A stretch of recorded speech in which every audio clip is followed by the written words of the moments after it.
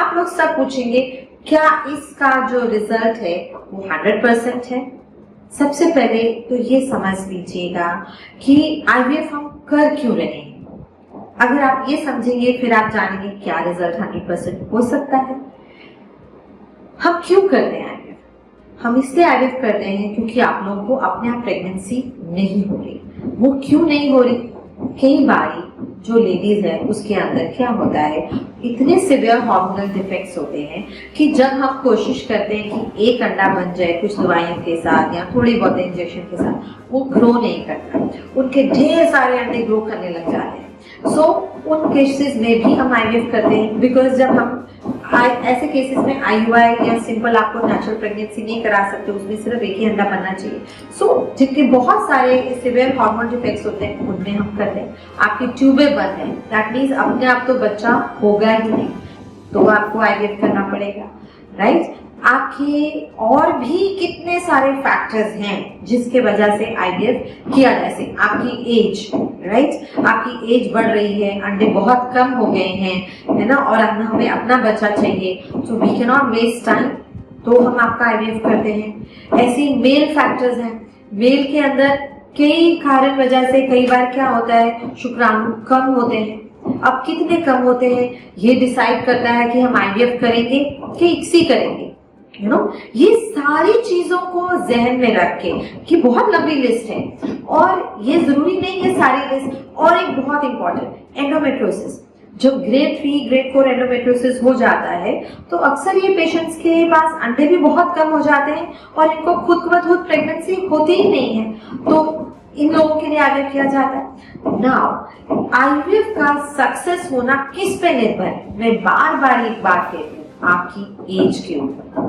आपकी एज पे single most deciding factor is your age, आपकी उम्र। जितनी उम्र हमारी बढ़ती जाएगी उतना हम अपनी सक्सेस को कम करते जाएंगे। क्यों करते जाएंगे? वो मैंने एक बहुत आपके लिए वीडियो बनाया है जो सिर्फ एज को लेके बनाया, वो आप लोग देखिए तो आप समझेंगे कि एज क्यों इंपॉर्टेंट है। किसी भी आईवीएफ के सक्सेस के ऊपर क्या निर्भर करता है? निर्भर करता है कि क्या हमने जो आपके अंदरूनी प्रॉब्लम्स हैं, आपके इन्फेक्शंस हैं, या यूट्रस में पॉलिप्स पड़े हैं, या आपके थायराइड का डिसफंक्शन है, या आप किसी और बीमारी से जूझ रहे हैं, आपको ऑटोइम्यून डिसऑर्डर है, क्या हमने उसके लिए पहले आप पूरा ट्रीटमेंट किया है कि नहीं? ये सब चीजें ऐसे ही पुरुष के अंदर, ये मत सोचिए कि पुरुष में कुछ भी, बहुत सारे मेल्स में फंगल इन्फेक्शंस रहती हैं, आईवीएफ फेल कर देती हैं। सो ये बहुत सारी चीजें हैं जिसको हमें पहले हम नजरअंदाज नहीं कर सकते। ये सब चीजें स्टेप वाइज ठीक करते हुए आगे बढ़ना पड़ता है। फिर आगे बात लैब में। लैब में हम लोग 90% ऑफ फर्टिलाइजेशन रेट हमें मिल जाता है।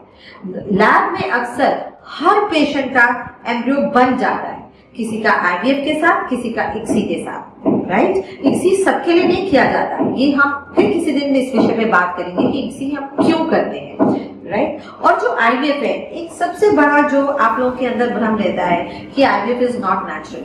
मैं एक चीज बताऊंगी, IVF is as natural as आप लोगों की नेचुरल प्रेगनेंसी होती है। इसमें बहुत ही कम छेड़खानी की जाती है। हाँ, इसे आप कह सकते हैं इज नॉट नेचुरल, क्योंकि हम उसमें आपके अंडे के अंदर एक इंजेक्शन, आपके अंडे के अंदर हम स्पर्म डाल रहे हैं, उसके ऊपर हम बाद में बात करेंगे। IVF is very much natural, right? लेकिन किसी भी इंसान को अगर खुद ब खुद प्रेगनेंसी साल भर नहीं हो रही है, कई ऐसे कारण है उसके अंदर, अब जिसकी ट्यूबें बंद है उसको खुद ब खुद प्रेगनेंसी होनी ही नहीं है, तो उसको आईवीएफ की मदद लेनी पड़ेगी। आपकी एज 40 है, आपका एएमएच बहुत लो है, हाँ, कोई पेशेंट है उसको कैंसर डायग्नोज हो गया है, वो उसको डॉक्टर ने बोला है कि बिफोर रेडियोथेरेपी कीमोथेरेपी शुरू करने से पहले आप अपने अंडे फ्रीज करा दें। ऐसे ही पुरुष हैं, अपने सीमन को फ्रीज करा दें। तो ऐसे पेशेंट्स का आईवीएफ बाद में किया जाता है। उनका देखो, आईवीएफ एक बहुत ही बेहतरीन टेक्निक है। ऐसे करने से जो ये पेशेंट्स हैं, जो अगर हम इन लोग के अंडे स्टोर ना कर पाए या स्पर्म स्टोर ना कर पाए, ये खुद ब खुद तो प्रेग्नेंट नहीं हो पाएंगे, बिकॉज कीमोथेरेपी एंड रेडियोथेरेपी ने पूरे अंडे या स्पर्म्स को डिस्ट्रॉय कर देना है। तो ये चीजें आप लोग को समझनी पड़ेगी। हाँ, जो आप कहते हैं कि 100% नहीं, आईवीएफ एक ऐसी विधि है, इसके साथ हम 100% किसी को भी रिजल्ट नहीं दे सकते। It is not possible. As a doctor हम आपको जो भी बेस्ट से बेस्ट करके आपका सक्सेस रेट 40% 50% तक लेके जा सकते हैं, लेकिन ये सक्सेस इंडिविजुअलाइज सक्सेस होता है। प्लीज इसको जनरलाइज ना समझे।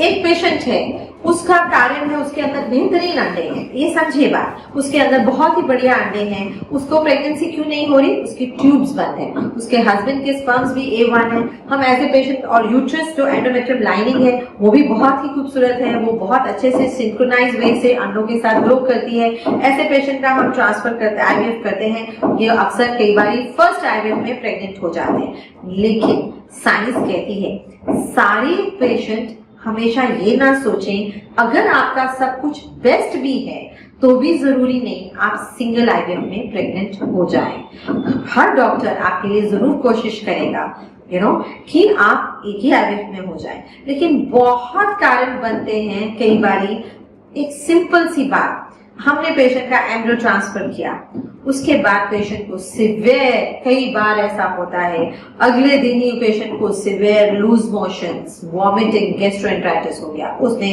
हमारे सेंटर से जाते हुए कोई जूस पी लिया या बाहर से कुछ खा लिया। हमारे देश के अंदर हर सीजन में ऐसी प्रॉब्लम, जब सीजन चेंज होता है तो ऐसी प्रॉब्लम्स आती रहती हैं। तो हम ये कहते हैं आपको भी बहुत तवज्जो देनी पड़ेगी, आप क्या खाते हैं, कितना अपना ध्यान देते हैं। आईवीएफ का सक्सेस सिर्फ डॉक्टर पे निर्भर नहीं है, सिर्फ कि आपके पास सारा सामान बेहतरीन है, आपके अंडे बेस्ट हैं, स्पर्म बेस्ट है। It's not only on that, it also depends कि आप कितना अपना ध्यान रखते हैं।